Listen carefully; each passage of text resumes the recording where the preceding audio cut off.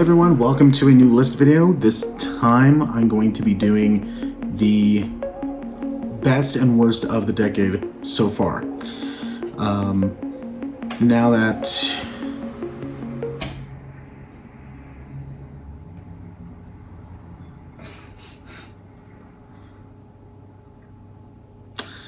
dogs. So now that we are halfway through the decade already, I thought it'd be fun to kind of go back into like memory lane, because I've been doing this since about 2020, been reviewing stuff since 2020. And so I felt like it would be kind of cool to go back and, list off some of the stuff that I really liked this decade so far, and also stuff that I really, really despised. But first, we're going to do the best of. Now, this is going to be a little different than the year stuff I do at the end of every year. But this is going to be 10 movies and 2 honorable mentions. And the 10 movies are not in a top 10 order, because it's hard enough to do a top 10 or top 15 every end of the year. But it gets more hard because it's halfway through the decade. So yeah, so all these movies, I really liked, but I can't pick just one where I'm like, that was the one of this decade that I was like, this is the top, because it's really difficult. But we'll start out with the honorable mentions into the tens. Like I said, I'm going to start out with the best of first, and then we'll go into the worst of. So, to start out with the best of is the 2 honorable mentions that I have. Both these movies I enjoyed, but when I came to filling up the list, I was like, that was better. That was a lot better than this. That was a lot better than this. But I still wanted to name them because I still thoroughly enjoyed both these movies. I'll start out with the first honorable mention I have, and that is this movie.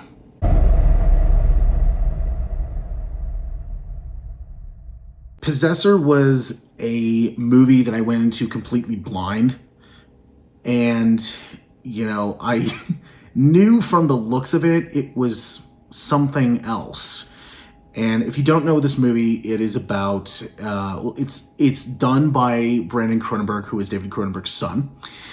And the movie is about this woman who works for a corporation. It's set kind of in the, I would say near future, where it is a woman works for a corporation who they put out contracts on people to kill, but in order to not have the blood physically on their hands, they use technology to, they kidnap people, and they use technology to then basically body swap with that one person. So, and I'm like, okay, you're taking the Hitman concept and throwing it kind of like a techie, body swap kind of story. That's really cool. And I went into it completely blind, and this one, unlike something like Brandon Cronenberg's next film, which was Infinity Pool was more, it tried to be more disturbing because of its sexuality, which I'm like, no, that doesn't really work for me. This one definitely gets you. So if you hate just me saying the word Cronenberg, you immediately think of just gore, and it's just really gross looking gore, and it almost makes your stomach turn. This has it. This very much has it. But I enjoyed Possessor. It was one of those movies where I was like, oh yeah, that's right. Forgot about that one. because there were so many other movies. But I couldn't deny like how much I actually really enjoyed that. And I think, if memory serves me right, I think I did put this as like my top film of the year it came out, which I believe was 2020. So, there we go. Next honorable mention is a film where you're going to look at and go, you got to be kidding me. Because you'd be like, okay, that was fine on first viewing, and I would have to agree that this movie, originally, I had it as my best of the year it came out, but it's definitely gone down lower. Because I'm like, you know what? That was a perfect one-off, like a perfect one-watch. Everything else is just kind of like, okay, it didn't really hit. But this movie is on here because of how personal it is to me. And that film is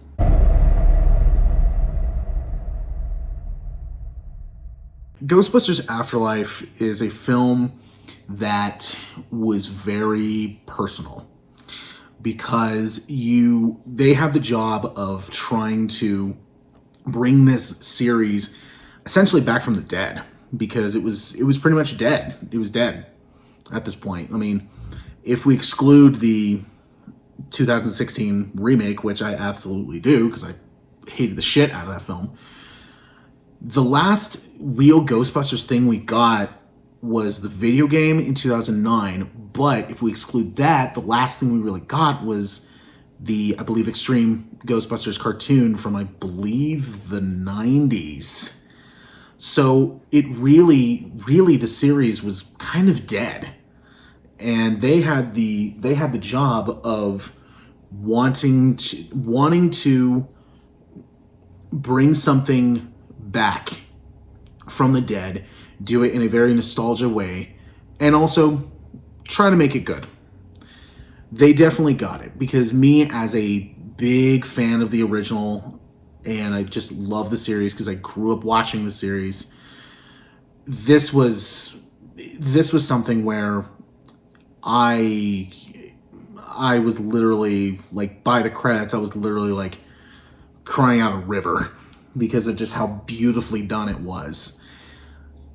But I will have to say, I remember a lot of people saying, it's too nostalgic. And it's like, yeah, but it kind of had to be, because you were bringing this back. The last time they did this was in, 89. And the series was kind of like finding new ground, like with cartoons or the video game, and then they did the reboot, and I was like, we need to bring this back. We need to figure this out. And I think the fact that they got Ivan Reitman's son Jason involved was perfect. I think that was a really good choice. Now, when I saw this, I was like, amazing, loved it. But ever since then, I'm like, yeah, it's kind of dropped. It's dropped. But I still enjoy it. And then especially after Frozen Empire, which, that was, what it was. I still thoroughly enjoyed the movie. And I'd be lying to say if, it didn't make me smile. And I had a good time watching it. And, I still do. So those are my two honorable mentions. And now we actually get into the top 10. So, yay. And first runner-up is a film where you're going to be like, well, because of this director, it needs to be here. And I've enjoyed all of his films. And the reason why this one is here is because it was the only one in this decade. And while I don't think that this one is as good as some of his previous ones, mainly his first movie, I still think I rewatched this one not too long ago, and I was like, yeah, this is still really good. And that film is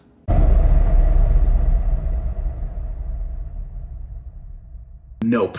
Nope is just, when I heard like Jordan Peele was going to be making a kind of sci-fi comedy mixed with horror.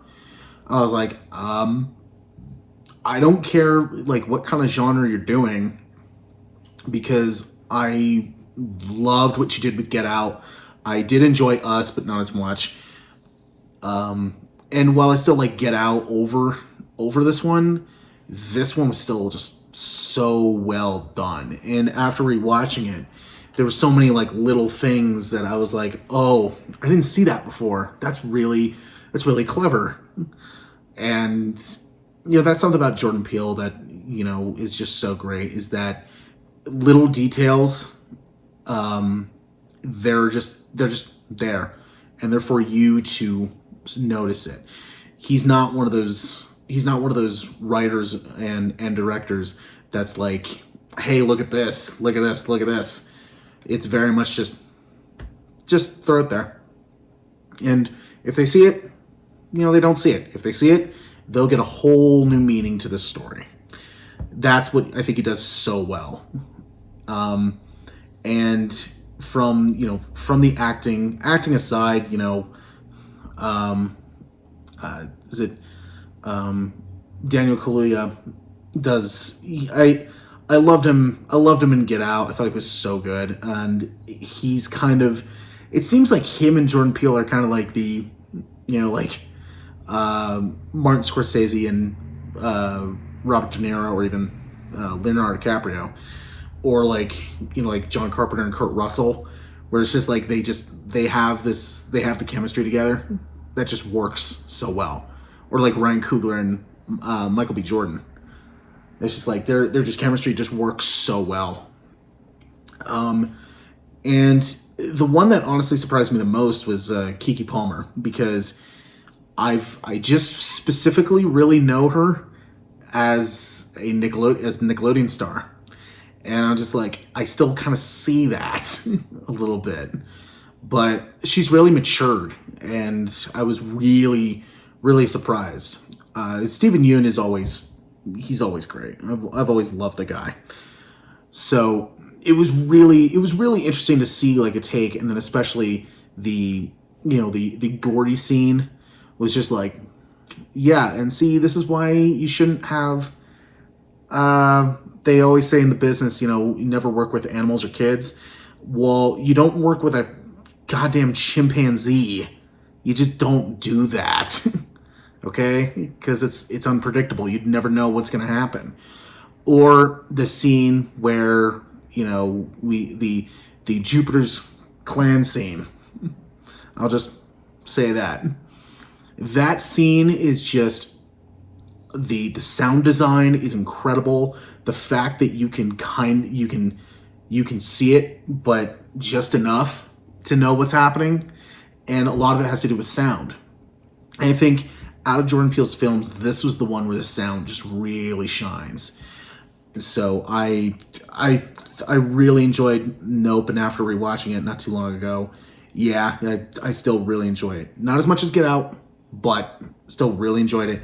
And I'm really looking forward to his next film, which I think they said is next Christmas. And it's just like, dude, I understand you're trying to take your time. I appreciate you taking your time, but hurry the hell up, please. Because we want that. We want it now. Sorry. Raw Veruca Salt. We want it now. All right. Next movie is this movie I had in like my top 15. I can't really remember what spot, but after rewatching it a couple of times, I'm like, yeah, this goes way up. Just its writing and just how it's the writing and the dialogue that sells this movie for me. And also this movie, it takes a concept that I'm like, okay, I haven't seen that before, but how are you going to do this? And they did it just so well. And that movie is...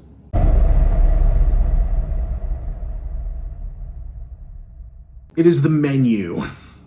The Menu is just one of the best written films of this decade.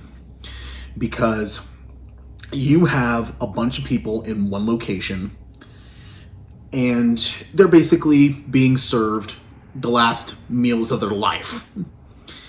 And it's just this, the whole grand plan is just, wow, this is really like, you guys thought, like really thought this through. And I also love how everybody has something about them, and also in just who they are as characters, but also in the way they're talking. You know, like one of my favorites is they have a critic in there who is saying like, oh, this is, you know, it's marvelous, it's just quite unique, like using the dialogue like a food critic would use. Very, you know, a lot of very like interesting choice of adjectives. And then you go to like Anya Taylor-Joy, and she's like, it's good. You know? So I love how they're kind of, it feels very much like a satire. Like they are taking the piss out of food critics, but at the same time, they're using that to their benefit. And it's just, it works so well. This is one of the best written films. A lot of these I actually went back and rewatched because I was like, you know what? I think this is better than what I thought it was. And my God, this was one of those ones where I'm like, I put this at like my top 15. This should easily have probably been like my top 5 because of just how well this is done. You know, from the acting to the characters to its writing, and just how well thought out this really is. And with an ending that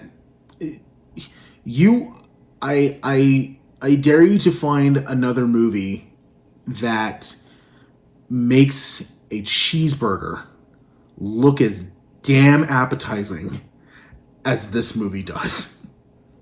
Because after I was done watching, I was like, man, I really want a cheeseburger right now. Like, I really want one.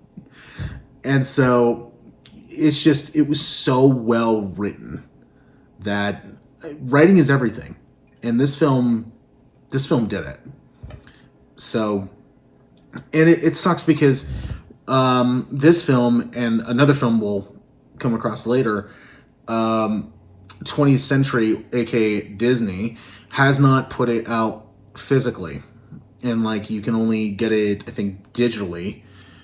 And it's just like, I want it physically, please. Like, can you guys do what you did with Prey, please? Where people online were begging for this to be on physical release, and you guys did it. And it did like it did massive numbers for you guys. Please do it. Like, just do it. Anyway, next up, we're going to be diving into superheroes. Now, this decade, I'm going to be completely honest, has been kind of low for superhero stuff so far. Just in this past 5 years. Because we had, MCU going a more comedic route when they really shouldn't have. And then DC has just had miss after miss after miss. So I thought, there's got to be something in there that really stood out. And that shows that, like, oh, see, it can be really good. You just need to be well written. And, if you know me, this is probably not a surprise, but it's a movie we've been waiting on for a long time. That film is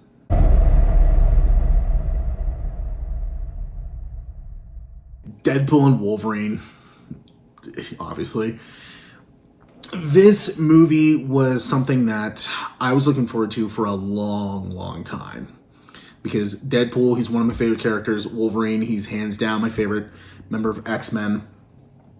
And I'm just like, this is a movie that was made for fans. While at the same time, it didn't rely so much on the nostalgia. It did the nostalgia stuff, but it actually made it work, because at where the MCU was at the moment was, oh, we can actually do all this nostalgia stuff and it makes sense. We're not just throwing it in here just to get audiences praise. We're doing it because, oh, it actually makes sense to do this. So it was just such a well-made movie, and especially after what happened last time these two characters were together. No. Do we seriously need to see Deadpool with Cyclops laser beams shooting out of his eyes and they sew his mouth shut? No. We don't need to see that again.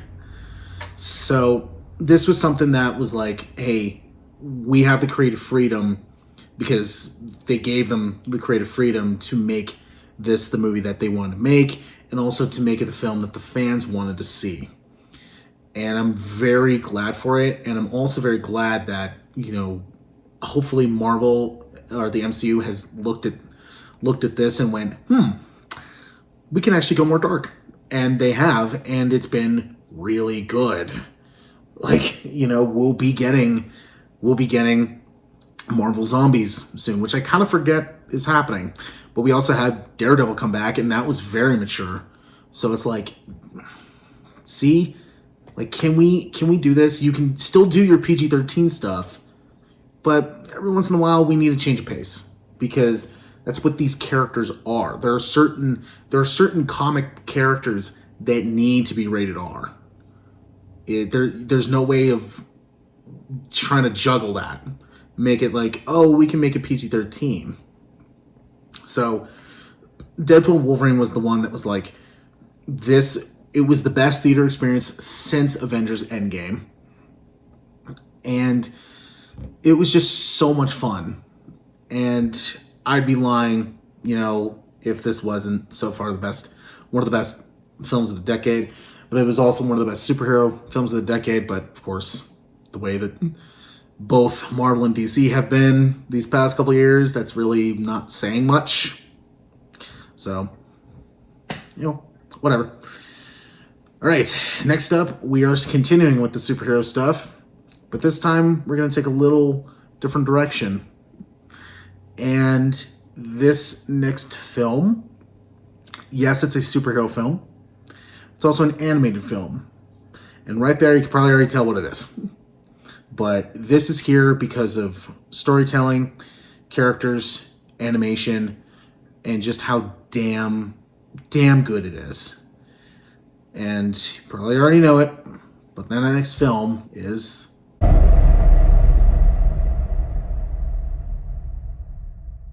Spider-Man Across the Spider-Verse. Now, I am a huge fan of Spider-Man.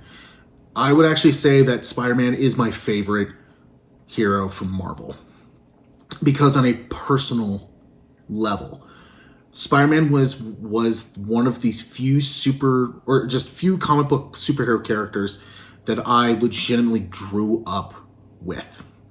I had everything from Spider-Man movies that were coming out, like the Sam Raimi ones, the Spider-Man like Web of Shadows and Shattered Dimensions video games. I also had a toothbrush. I had books. I had a Spider-Man toothpaste. I also had a Spider-Man bath towel. I had the action figures. I had a lot of Spider-Man crap. So Spider-Man is a very personal, character for me, because I grew up with it. So to see kind of like a Shattered Dimensions movie and an animation, and how so much time was put into every single animation style. Like, everyone is kind of moving at their own like different like bit rate, and they made it funny, they made it work, and it was great. It was, sure, I'll say it, it was quite amazing. Then a cross comes out and basically says, hold my beer. And the animation went up a notch. The storytelling went up a notch. It went pretty dark that I was like, see, this is what animated movies, not just superhero movies aside, just animation needs to try to go back to this kind of stuff where it's like they actually legitimately get dark, and we'll be coming across a movie pretty soon that does the same thing. But you can understand why, Miles wants to do what he wants to do at the end of the film, towards the end of the film. You understand why he wants to do what he wants to do, but you can also understand why Miguel and all the other spider people are like, you can't do that. Like, sorry, you can't do that. That's why, he legitimately feels betrayed. Like, we're friends and you knew this? And I'm like, yeah, I understand. So you can understand both sides of the parties. And it's like, I actually like that. It kind of gives you your own choice. But yeah, the way this ends is like oh shit. And what will happen in part 3? Well, we won't know for another 2 goddamn years. Thanks, Sony. Anyway, from animation to just how much they actually gave a shit and cared about the property, it's just incredible. And they made it work. So next movie is another animated film. And this one was a movie that I was waiting on for a long time. And again, this kind of goes to a personal thing because the first movie I actually went to the premiere for. And I was waiting on another film, and we didn't get one for over a decade. And they not only made a plot line that usually has so many plot holes work, but they took everything and was like, oh, let's make this a whole lot better. And it's not a Disney film. And it is a DreamWorks film, and that movie is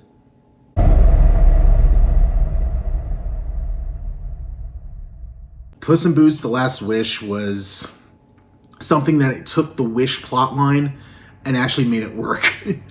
Because most of the time when it comes to this or something like time travel, it gets to the point where it's like, well, you could have done this, you could have went this way, you could have done, this other path. This says, no, like, we're actually going to have multiple things. We're going to have multiple people fighting for what they want.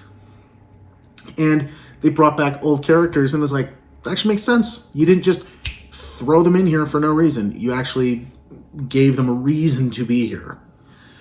And, I love how they go dark on this, because, you have, Puss on his last life, and he's being followed by death. And he's scared of death. And every time when death shows up, he runs away. He's like, fuck it, I'm out. And has a panic attack. And I'm like, wow, you're actually going this deep. That's surprising. And I'm very glad to see that. And also, this is something where the humor was very different. And it was like, I wouldn't have seen this coming. Like, they do a whole bit where they're playing around with the censor bar, like, thing. And I was like, that's really funny, and I did not expect that, especially coming from you. Because DreamWorks, I think, in the last decade have been kind of middle of the road. You know, the Trolls movies, I don't give two shits about those. That Megamind movie, I still have not seen it. But I did watch one episode of that Rule show, and I'm like, what the hell, guys? Like, seriously? What are you guys doing? And so they've definitely dipped, and I saw their Dogman movie, and I'm just like, this is just middle of the road. I'm like, this is just really, guys? This is what you guys did? I'm like, okay, whatever. So then this comes in, and I'm like, wow, you guys like hit the reset button and made us care. And it just was so well done. And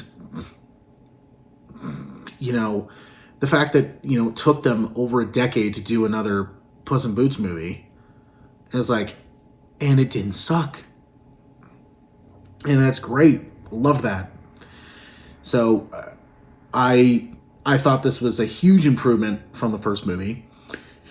I loved, you know, the characters I thought were great. You know, voice acting I thought was really great. The animation looked amazing to me. There was like certain frames where I'm like, I would want to see that like hanging on the wall. Like, that was just such a cool frame. And I love how it was kind of just like for almost like a second or even a millisecond. And I'm like, I would want to see more of that, or that's something where I'm like, you guys didn't need to do that, but you did anyway. And it was just amazing on how they did it, on why they did it.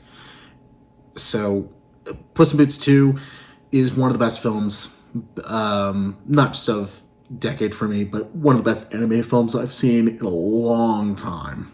In a very long time. So next up, we're going to take a huge detour and go into the category of horror movies. Now, I'm a huge horror fan. And this movie, you're going to be kind of like, really? I didn't think this was going to make it. Or you were probably just like, yeah, it's just whatever. But I thought this movie was so well done. And it is part of a series. And all those movies in the series came out this decade. And as much as I liked the first one and the third one, this is the second one, but technically it's a prequel. As much as I liked the first one, and I thought the third one was just okay, like that was good, but could have been better. This one was like you're ticking all the boxes that I love about film, and you're just throwing it into one psychotic movie. That movie is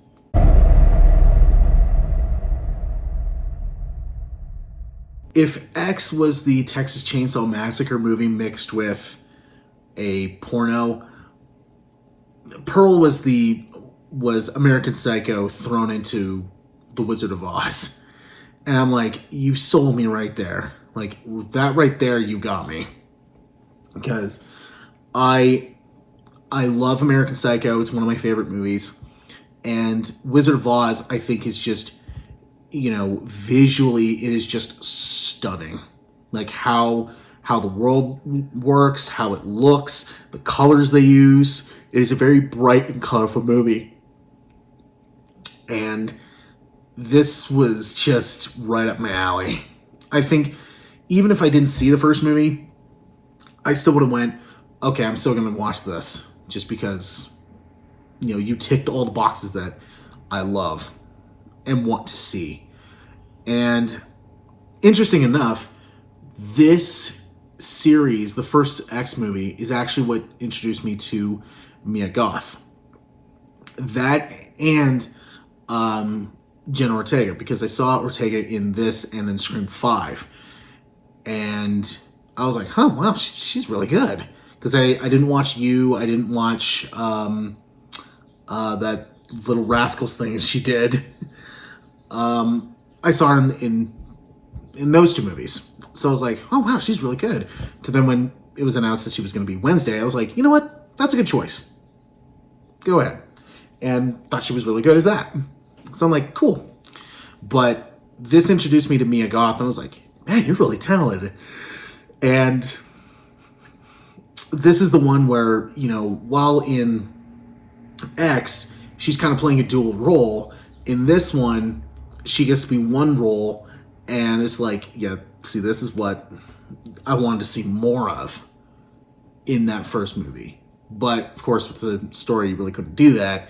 But like, this is what I wanted to see, and you turn it up to 11, and like, especially just try picturing it. You're in a movie theater, you're by yourself, and the movie is playing, and then it gets to the credits, and the credits of this movie are literally just like the credits over a never-ending shot of her like staring right into the camera,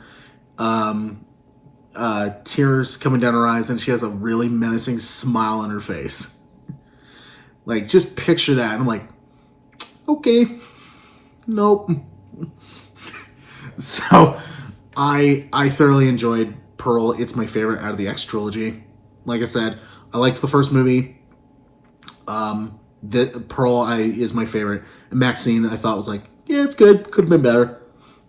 But, you know, I thoroughly enjoy this movie, and I think it's actually my favorite Ty West film, because while I thought like House of the Devil was like, okay, like it was interesting, but would I watch this again? Probably not. His segment in the first VHS I thought was just meh. It was X that really was the one where I was like, yeah, see, that's really good. And then this was like, oh, this is way better. So there you go. Next movie, we're gonna be dipping away from horror for a sec with this next movie. And this movie, you're gonna be like, are you insane? Much like Ghostbusters, where it's just like, come on, really? Why is this here? And the reason why this movie is here is because I genuinely thought this movie was going to suck. I thought it was going to be at least moderate. And I went and saw it, and I was like, wow, that was actually a whole lot better than I thought it was going to be. To the point that I saw it 3 times just in the theater alone. And it ended up being my best movie of the year, because I was like, I can't deny how much fun I had watching it. And that movie is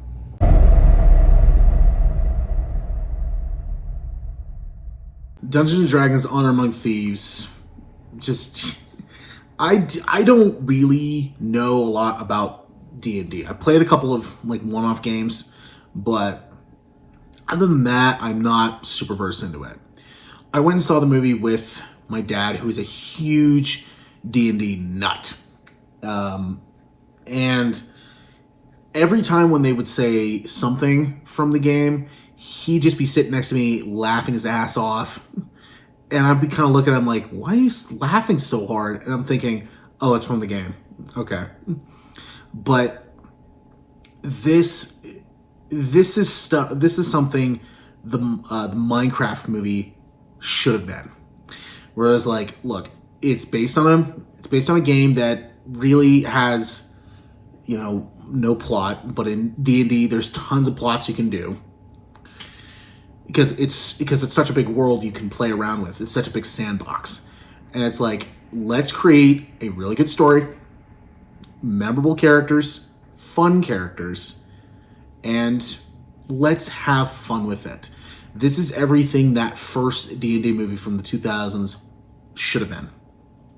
Because that movie took itself way too damn serious. And I think if you're going to do a movie based on an RPG style game, depending on what game it is, you really should be a little more comedic, because there's so many times in those role-playing games, especially those, you know, ones where you sit at a table and like role play.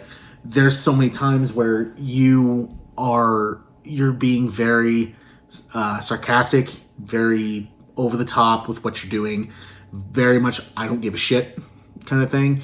This was, okay, we're going to be fun, we're going to be silly, we're going to be over the top, but we're going to be grounded. And I think with hiring the directors of Game Night, which was another movie I thought was going to suck, and was actually really funny, and also having somebody like Chris McKay, who worked on the Lego Movie, worked on Robot Chicken, was like, that, you got it. You got the formula down. You got it down. And it was just so much fun. After watching the movie, I told people, like, you gotta see it. Like, and they were just like, but I don't know the game. That doesn't matter. It doesn't matter. Like, it's just a fun movie. And this movie got me one of the biggest laughs of the decade, because it was so just kind of like, what the hell? And I'm not going to spoil it, but it involves Chris Pine being a distraction. And because it was so like, that makes sense, but like, what the hell? Because it just came out of nowhere, and it got me. So it was so funny. But yeah, this one, just on a fun level, is why it's in my best of, because I saw it 3 times in the theater. There we go. Next movie, we will be diving back into horror. This one was, much like The Menu, one of the best written films of the decade, because I love how it went one way, and then it turns a complete U-turn, and you're like, whoa, I was not expecting it to go this route. And the fact that it was the director's first, like, directed movie, and especially their first time into horror, it was like, wow, this was amazing. That movie is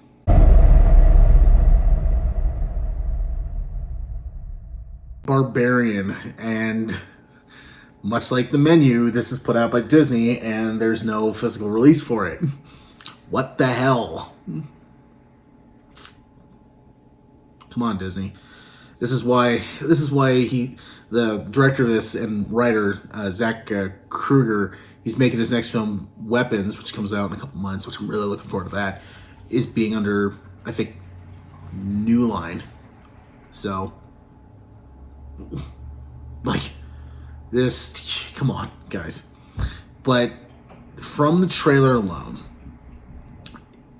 it looked like this was going to be a kind of, like, you know, that one of those, like, oh, a person goes to this house and someone's there, and, you know, one of them is messed up kind of thing.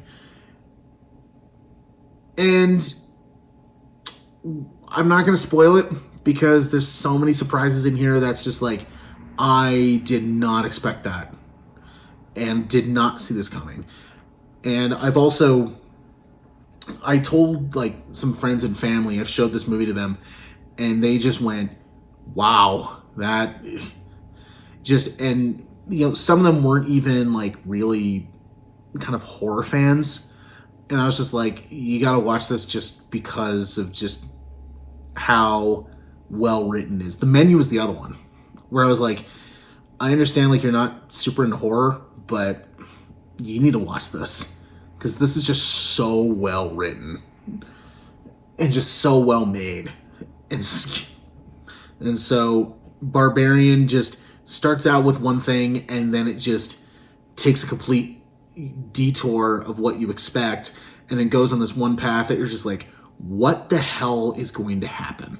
What is happening, and how is this going to get resolved, or what is going to happen next? It keeps you on your toes, which is what a horror film needs to do, and this film did it just so incredibly well. And I'm really looking forward to Weapons. That's coming out pretty soon. Because, yeah, I saw there's this one YouTuber that I follow that reviews stuff. They said that they actually visited the set and actually got to read, like, part of the script, like the first 2/3 of the script. And he said everything in that Weapons trailer that is just a taste of how batshit insane the movie gets. And like, that's awesome. That's awesome to hear. Because in that trailer, that was a lot. Like, where I'm like, whoa, that was pretty crazy. But it kept you guessing, like, what is this? Like, what is happening? So, yeah. So I'm really looking forward to Weapons. And Barbarian was just so insanely written well. And I was like, this is, even if you're not a horror fan, you need to watch this just for the writing. So next one is, we have 2 movies left of this best of, and this next film is the last horror film I have on here. Now, if you saw my list last year, you're going to be like, oh, of course this is here. But this one was just something where it's like, this is a horror film that I haven't seen this kind of concept before, especially in a horror film. And was like, this is crazy. This is great. I love this. That film is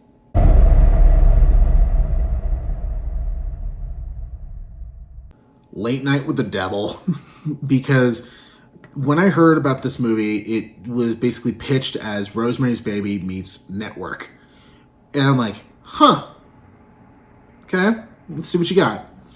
I watched it and was like, wow, this was a lot more than I thought they were going to do, especially in the short runtime that this has. Like, it was like a 90-minute short time or runtime. And there's just so much in here where I was like, wow, it's just so well done. And I watched it a couple of times throughout the year of 2024, and I was like, yeah, this is the best one. This is the best of the year for me. Like, I'm trying to think of something else, like, oh, this can go here. I'm like, no, this is it. So this was just so incredibly just well written, well executed, especially in its like visual design, like how they made it look like the 70s. And I also loved how they put in like the tie of him trying to battle like the late night wars. It's between like him and Johnny Carson. I thought that was a cool little thing, you know, kind of like late night wars of like, say, like Jay Leno or and Conan O'Brien. And they took that and went, okay, hey, let's do this. So it worked, and it worked so well. Just how authentic they made it look. Like, even from like, you know, whenever the late night shows, like those late night shows would take breaks, they have like little like pop-up cards that just say like, hey, we'll be right back, kind of thing. And it was like, wow, they definitely took the time to make this look like the 70s, like made it look like you're watching a late night show from back in the 70s. And they just did it so incredibly well. And I was like, wow, this is awesome. And I have friends and family who are into horror, and I said, gotta watch this. And they're just like, what is this? And I'm like, just watch it. Like, just watch it. And they're like, man, that was so good. It was so much fun.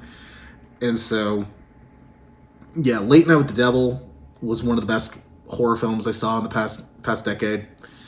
And because it's just how well done it was, just on a, you know, it was written very well, it was performed very well, and just visually, and just how authentic they made it look.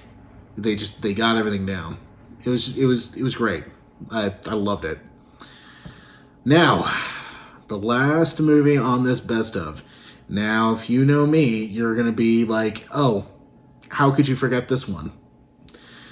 And I didn't, but it was my favorite of the year it came out. I believe it was 2022.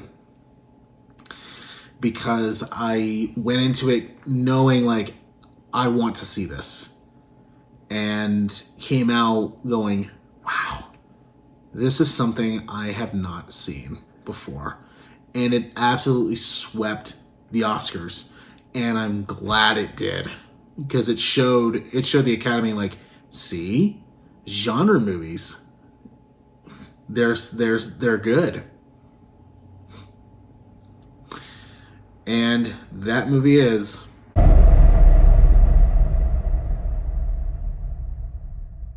Everything Everywhere All at Once. Because, you know, I like genre films. I like the acting in this. You know, I've liked everybody in, like, other stuff they've been in. And this movie was just so weird. And it was like, hey, let's do this, like, very dramatic movie, and let's just go weird. Let's just throw in kung fu. Let's throw in alternate universes, and let's just get weird with it. And, you know, the fact that they went, hey, let's create a universe where, you know, like, you know, Ratatouille is kind of in live action. Or, hey, let's make a universe where everybody has, like, hot dog sized fingers and they squirt out condiments. Fuck it, let's do it. And there was a meaning to it. And I was like, wow, that's shocking. And it also shows, you know, the Oscars. I've really not watched the Oscars in the past couple years because they've just gone downhill to me. Like pre-COVID, I was watching them a little bit every now and then, but then COVID, it was just like they were taking certain directions, and I'm just like, no, that's not the direction. That's not it. And so, yeah, I was kind of like, I don't care anymore. But then my friend said, hey, we need to watch the Oscars on this one. And I was like, I don't know, because I feel like it's just going to get overlooked. And then they text me and said, like, this won. And I was like, really? Like, that's awesome. It won again. And I was like, all right, fuck it, I'm watching it. So I went and just turned it on. And I was like, yep, I'm so glad to see this win. Especially it win Best Picture. So you know, this is a film for, you know, if you love all sorts of different genres, from your drama to your romance to your sci-fi to your action to your comedy. This just has everything in there. It is a multi-genre film. And, you know, it's also a story, it's also a movie where I'm like, I think, you know, moms would love to see this movie. You know, even if some of those genres don't click for them. Like, it is a story about motherhood. And it's like, wow, this was amazing. And one of the best films of the decade so far. And maybe of this decade just as a whole. But I don't know, because I'm only halfway through it. Just like right now. So now we are going to get on with the worst of the decade. Yay.